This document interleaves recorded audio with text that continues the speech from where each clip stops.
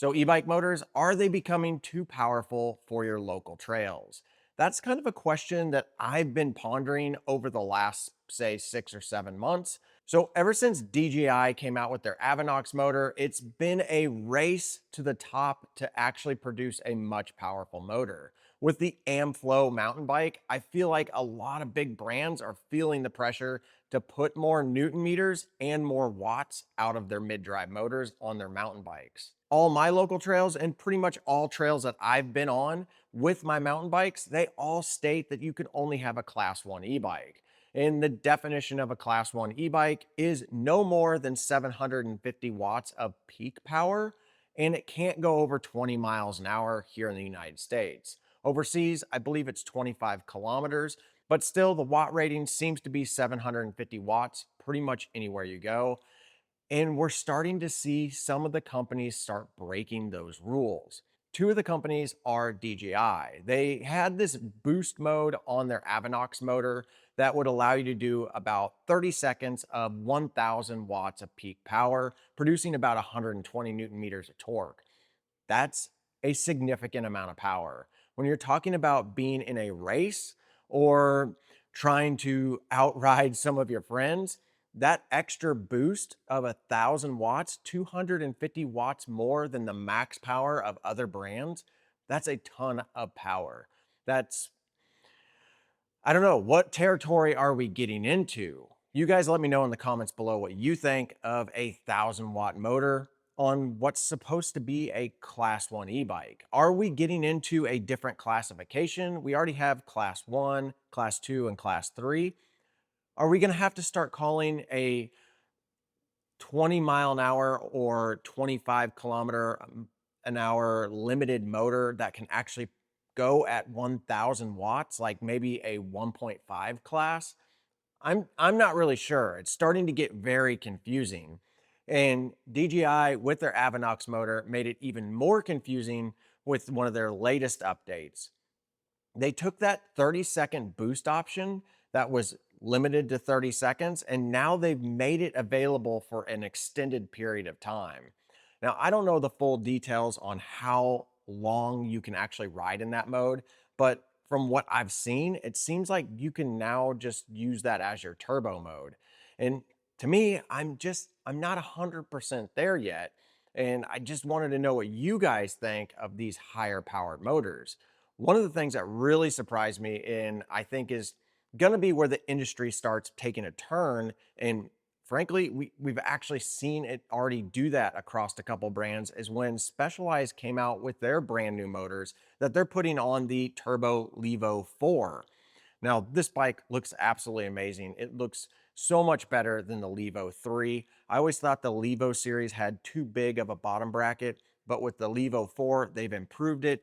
And a lot of that has to do with this new motor that they put on there. They have two different types of motors that they're putting on this particular Levo. They have kind of a standard motor that produces a 101 Newton meters of torque and 666 watts of power. Don't know why they didn't make that 667 or 665.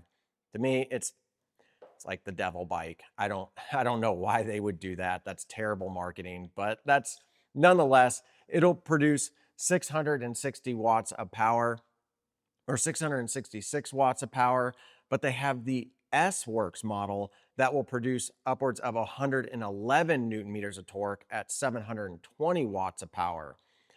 But with this particular bike, there's even a bigger controversy that is going on. This particular bike can actually be put into class 3 mode. Now, it doesn't have a throttle, but you can go into the menu system and you can actually tell this bike that you want to be able to max out at 28 miles an hour. Instantly, this bike is not technically allowed on any of my local trails. But that's not going to stop anybody from riding this bike on there because it looks like a traditional eMTB. And whenever you shut the bike off, my understanding is that that mode goes back to the standard class 1 settings of maximum of 20 miles per hour. But in the US, you have the ability to go into that menu after you turn the bike on and get this to go up to 28 miles an hour. Now, Specialized claims that this is used to get from point A to point B, go up the road to your trail system for those people who have long rides all the way to the top of a mountain to be able to ride down their trail. But let's be real. If you're riding one of these bikes, you're probably going to switch the motor over into that setting most of the time. I have a feeling most people would want to be able to push a little bit faster than 20 miles an hour. I personally find that when I get to 20 miles an hour, I can feel that cutoff quite a bit, all depending on the bike. Bosch motors, it's not as drastic. The Aventon A1 motor, it's pretty good at that peak speed, but you can still feel it. The EP6 motor made by Shimano is drastic. It just completely cuts off.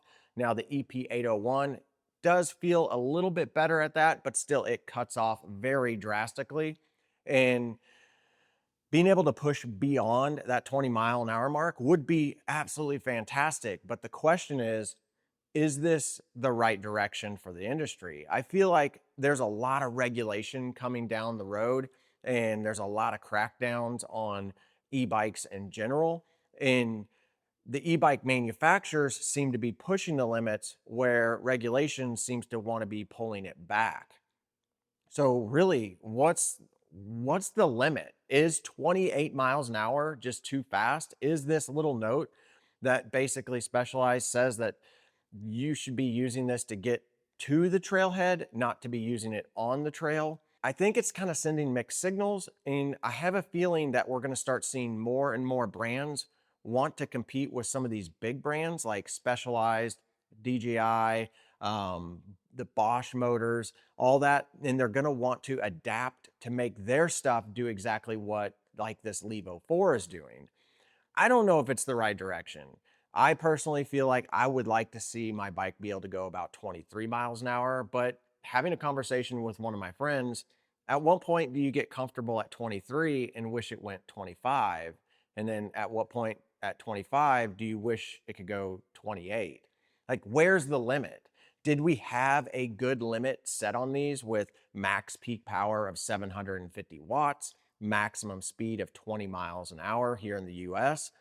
Was that ideal? I'm kind of torn between it because I love power. I've got an e-moto back here. I've ridden all kinds of e-bikes.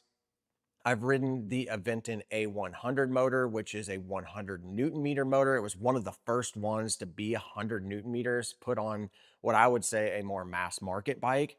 And I absolutely love that motor, but I really love the Bosch CX motors that have 85 Newton meters.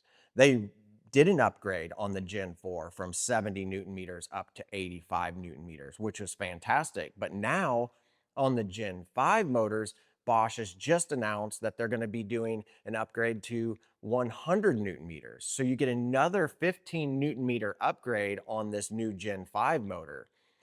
It's going to be 750 watts of peak power, so it's still in that classification, and I'm all for it. And I appreciate that Bosch is pushing those limits, but not exceeding it. So is Bosch doing the right thing by getting to that maximum ceiling, or is Specialized and some of the brands like DJI and maybe Bafang, are they doing the right thing by trying to push the industry even harder, making their stuff actually far exceed what a class 1 bike is supposed to be able to do? All right, guys, I know that this was a little bit different video. If you guys enjoyed this kind of discussion topic, looking at this type of thing, let me know in the comments below, because if you did, I will create more stuff like this, because this is kind of a topic that I'm super interested in. And if you guys are too, then maybe we can dive into some of the more updated news that's going on with e-mountain bikes. But as always, guys, get out there and ride your bike. I got you, yeah, the SOS. Thought you was a threat. I do real life, do no tip for tat on the internet. Now I do that, see, I've been